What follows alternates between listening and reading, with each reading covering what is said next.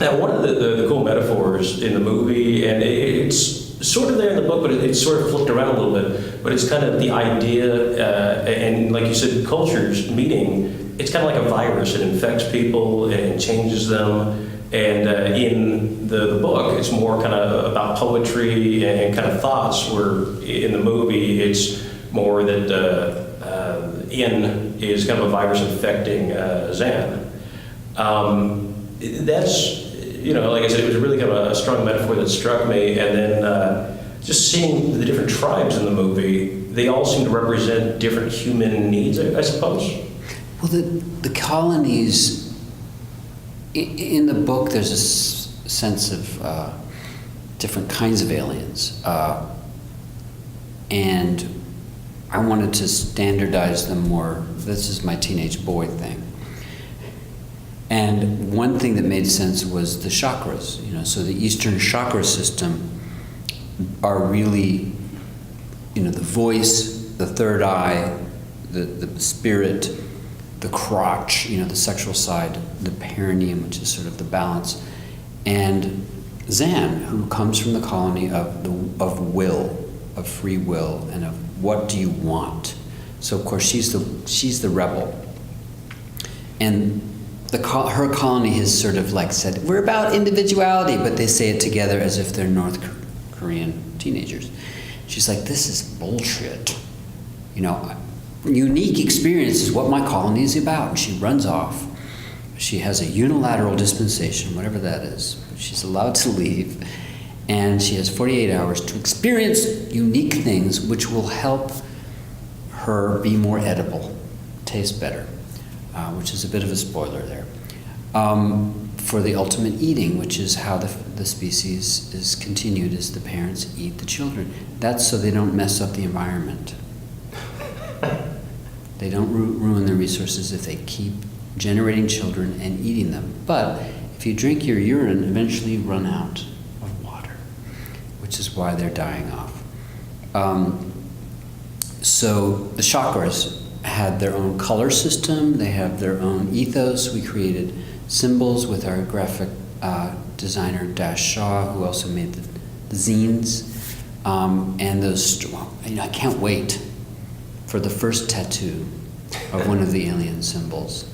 Hopefully it'll be the new colony, which is where the punks and the aliens come together and create the heart colony, which is the anarchy symbol mixed with a lightning bolt of free will, which is in our title treatment.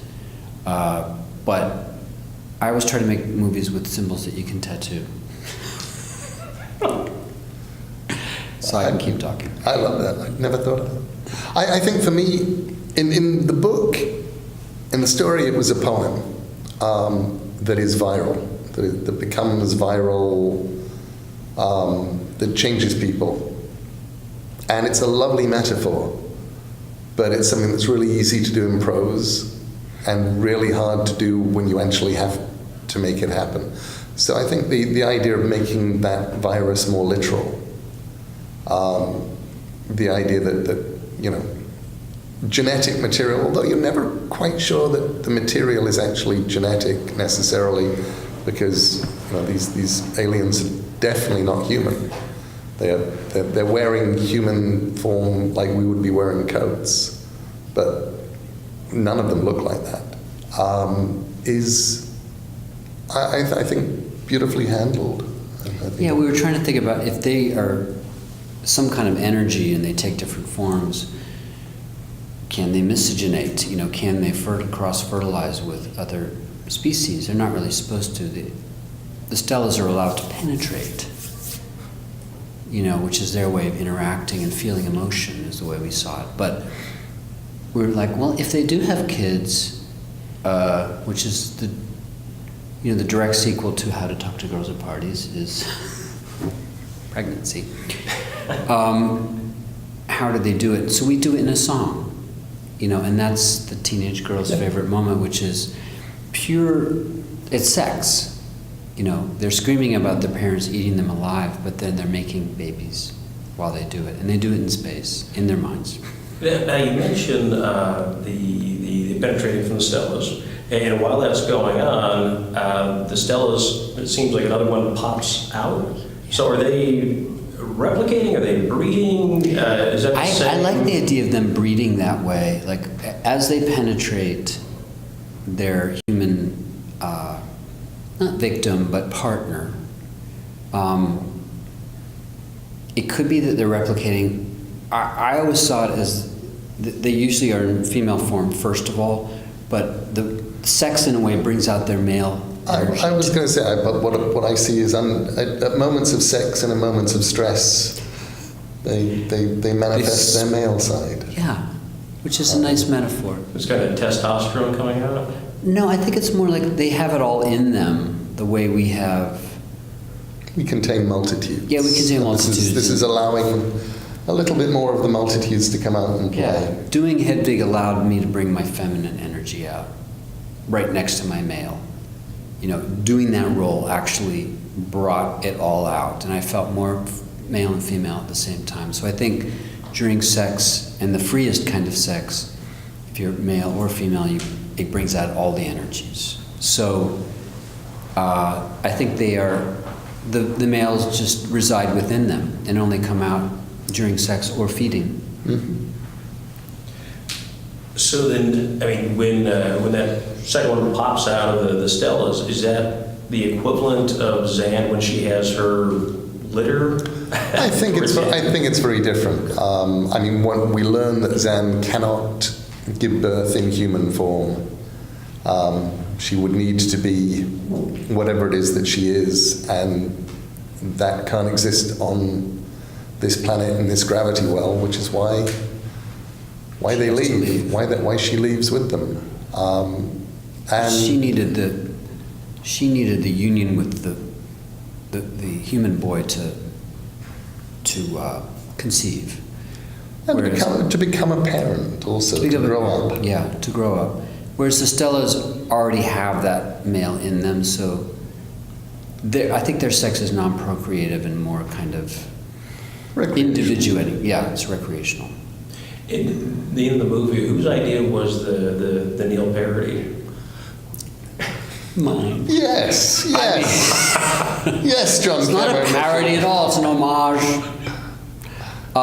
It is the one moment in a film that I love where my toes curl and I go, oh, it's that moment. And you know, they were sending me stuff through while they were making it, and then We didn't send you that. then they didn't send me that. It was like that I got to see when they put the whole thing together, and I was like, and they were like, it's an accident. He just happens to look exactly like you looked in 1990-ish. Wearing your glasses. Wearing your glasses, with your hair, and here we even put him in a leather jacket. There is also truth that was basically the uniform of anybody creating comics at that time,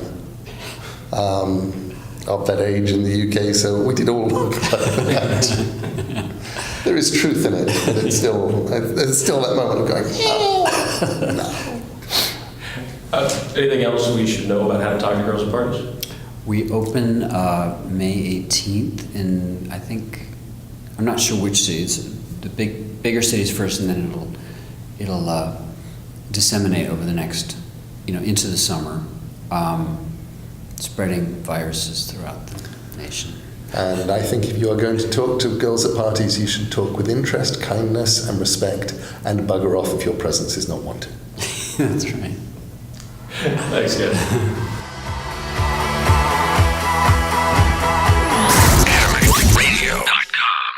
If you missed part one of the interview, go back, check it out. You can find it by clicking on the little atomic ball in the bottom left corner. You can also subscribe to my channel there. And if you click the top left box, you can see what Neil Gaiman thinks of people saying his name wrong. It's not Neil Gaiman.